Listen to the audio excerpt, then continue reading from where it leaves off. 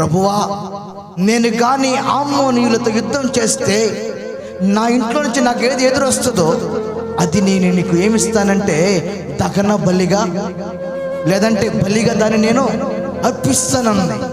వాళ్ళ నాన్న మాట ఈ అమ్మాయికి తెలియదు. ఈ అమ్మాయి ఈ గుండెలు ఏముంది తెలుసా? మా నాన్న యుద్ధానికి వెళ్ళాడు, మా నాన్న యుద్ధం చేస్తున్నాడు. నా తండ్రి, ఏ ఊర్లు వాళ్ళు మా నాన్న మెడబెట్టారు, ఏ ఊరు వాళ్ళు మా నాన్న చిన్న చూపు చేశారు, ఏ వ్యక్తులు మమ్మల్ని తీసి పక్కన పెట్టారు, తిరిగి ఆ ప్రాంతం తీసుకొచ్చేవయ్యా. మా నాన్న ఆ యుద్ధంలో జయాన్ని పొందుకొని వస్తే ఈ ఊరు వాళ్ళు మా నాన్నకి ఉన్నతమైన స్థానం పెడతారయ్యా.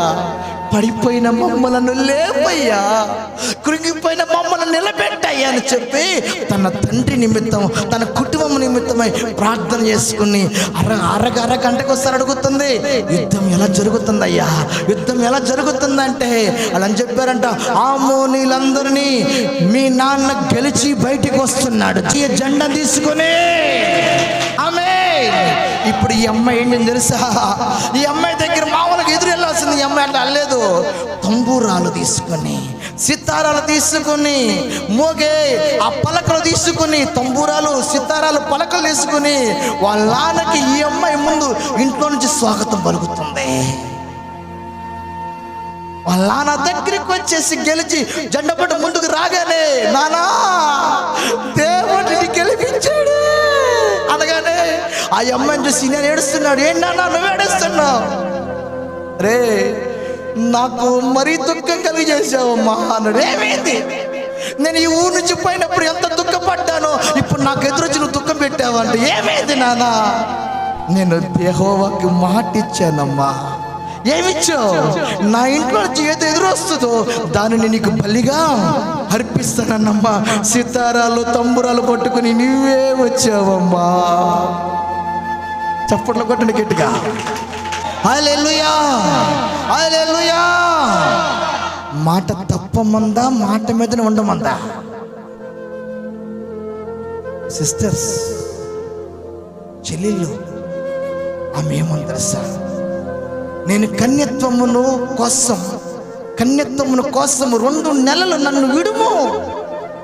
నేను కన్యత్వం కోసం దేవుడి దగ్గరికి వెళ్ళాలి, నాదంతా నేను శుద్ధి చేసుకోవాలి, పరిశుద్ధపరచబడి ఉండాలి. నీ దగ్గరకు వచ్చి నేను నిలబెడతాను నాన్న. ఆ తర్వాత నన్ను తీసుకుని వెళ్ళి యెహోవాకు మాట ఇచ్చితివి కదా, దాని ప్రకారంగా నువ్వు చెయ్యి అంతే. ఇప్పుడు చెప్పండి, మీరు చెప్పండి, ఇప్పుడు ఆమె ఎలా ఉంది? ఆమె ఎలా ఉంది చెప్పండి.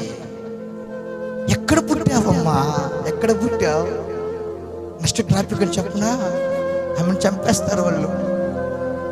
ఆమెను బలిపీఠ మీద పెట్టి, పురుషుణ్ణి ఎట్ట బలిపీఠ మీద బలి అర్పిస్తారో ఆమెను బలిపీఠ మీద పెట్టి బలి అర్పిస్తారమ్మా.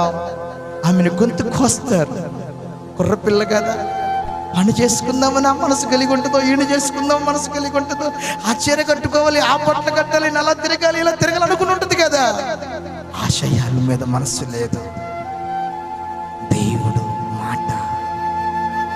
దేవుడి మాట మీద మనసు. నువ్వు ఎట్లున్నావు మా? నువ్వు ఎట్లున్నావు బిడ్డ? నువ్వు ఎట్లున్నావు నాన్న? నీ మనసు దేని మీద? ఒక్కొక్క కుర్రోడు ఎగిలిస్తే వాడి మీద మనసు పెడతారు. ఒక్కొక్కడు వెనక బైక్ వేసుకుని హాయ్ అంటే వాడి మీద వాడు ఫోన్ నెంబర్ చేసి ఫోన్ తీసుకుని వదలడు. మనం ఏ చీర కట్టాలి, ఏ డ్రెస్ వేసుకోవాలి, ఎవరు అందం కనపడాలి, ఎలా ఉండాలి. అయితే ఏమకై వీలేవు. మాట తప్పని వాడు నాన్న దేవుడు. మాట ఇచ్చితివా, నన్ను నేను న్యాయం చేసుకుంటాను అని చెప్పి ఆమె 2 నెలలకు ఎందుకు అడిగిందంటే పరిశుద్ధత కొరకు అడిగింది. 2 నెలలు ఎందుకు అడిగిందంటే తన జీవితాన్ని క్లీన్ చేసుకోవాలని, ఎక్కడ అపవిత్ర చెందకూడదని చెప్పి ఆరాటం కలిగింది. తండ్రి తల్లిని కనపరిచే పిల్లలు ఎవరంటే ఈ అమ్మాయి.